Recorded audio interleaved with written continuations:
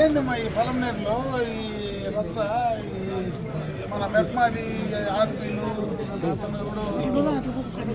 Computer operator అందరూ చేరుకొని computer చేసి పెట్టారు.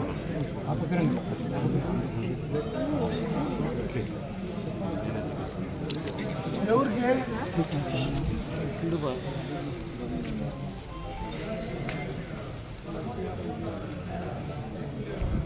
చేస్తే డబ్బులు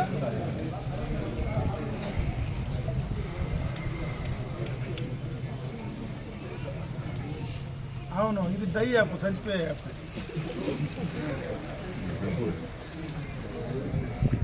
వాడు పేరు కూడా మంచి పేరు పెట్టినట్టున్నాడు.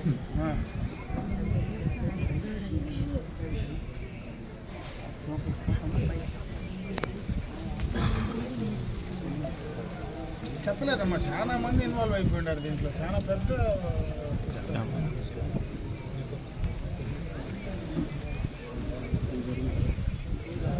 అవునమ్మా, ఇప్పుడు ఏం చేస్తావు చెప్పు, చేస్తావా లేదంటే హైయర్ వాళ్ళు నోటీస్ పెడుతున్నా ఎవరికి? మీరేమన్నా వచ్చి అసలు ఏం జరుగుతుందో, ఇంత సీరియస్ ఇష్యూ జరిగితే మెప్మాలో మన ఇన్వాల్వ్మెంట్, మెప్మా ఇన్వాల్వ్మెంట్ ఉంటే కింద అసలు మీరు కాదమ్మా ఒక నిమిషం వచ్చి కూర్చొని కనీసం ఏం జరిగింది అని పిలిచి వాళ్ళకి నేను ఈరోజు వస్తూ ఉన్నాను, ఎవరిన బాధితులు ఉంటే రమ్మని కూర్చొని విచారించి ఏం జరిగిందన్నా తెలుసుకోవాలి కదా మీరు.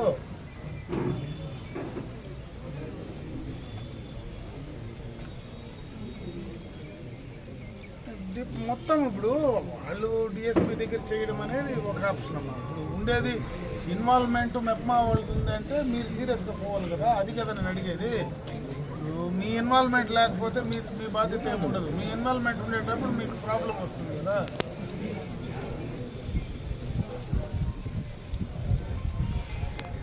కాయప్ప అదేడా కాయప్ప దాంట్లో ఎవరు కట్టినారు? పొలమనేరు పట్టణంలో కానీ పరిసర ప్రాంతాల్లో కానీ కొత్తగా ఒక డై యాప్ అనేటువంటి యాప్ ద్వారా డబ్బులు ఏ రకంగా మోసం జరిగిందనేది ఈరోజు బాధితులు కూడా చెప్పడం జరిగింది. బాధితుల నుంచి ఆ యొక్క యాప్ కార్యక్రమాలు కానీ ఏం జరుగుతున్నాయో వాటిని పైన డిఎస్పీ గారికి కూడా కంప్లైంట్ కూడా ఇచ్చారని కూడా చెప్పడం జరుగుతూ ఉంది. నా అనుమానం ఏమిటంటే బాధితులు కూడా ధైర్యంగా వచ్చి చెప్పేటువంటి పరిస్థితి కనపడ్డంలే. నేను చూశాను ఈరోజు ఇంతమంది ఇంత కోట్ల రూపాయల డబ్బులు దాదాపు 30 కోట్ల దాకా ఈ ఊరిలోనే మోసం జరిగిందని చెప్తా ఉన్నారు. ఇంత మోసం జరిగిన తర్వాత ఆ బాధితుల నుంచి కూడా సరిగా బయటకు రానటువంటి పరిస్థితి ఉంటే ఎందుకు వాళ్ళందరూ కూడా ధైర్యంగా వచ్చి చెప్పలేకపోతున్నారు అనేది నాకు కూడా అర్థం కానటువంటి పరిస్థితి. కాబట్టి దానిపైన మెప్మా పీడీని వచ్చి ఒకసారి ఎంక్వైరీ చేసి వాస్తవం ఏం జరిగిందో తెలుసుకోమని కూడా చెప్పడం జరుగుతూ ఉంది. నిజంగా ఈ యొక్క ఇటువంటి యాప్లను దయచేసి పొలమనేరు ఉండేటువంటి మనం కానీ పరిసర ప్రాంతాలు ఎవరు కూడా నమ్మవద్దని చెప్పి నేను ఈ సందర్భంగా వారందరికీ కూడా విజ్ఞప్తి చేస్తూ ఉన్నాను.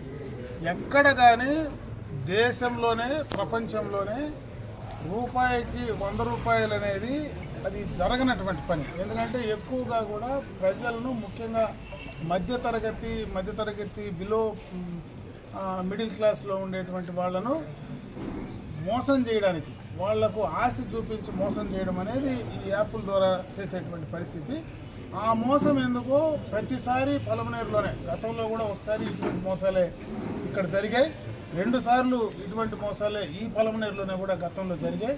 ఇప్పుడు కూడా ఇంకా దాని నుంచి మనం నేర్చుకోకుండా మళ్ళా మోసపోతూ ఉంటే ఇది చాలా దారుణమైనటువంటి పరిస్థితి అని చెప్పి సందర్భంగా తెలియజేసుకుంటున్నా.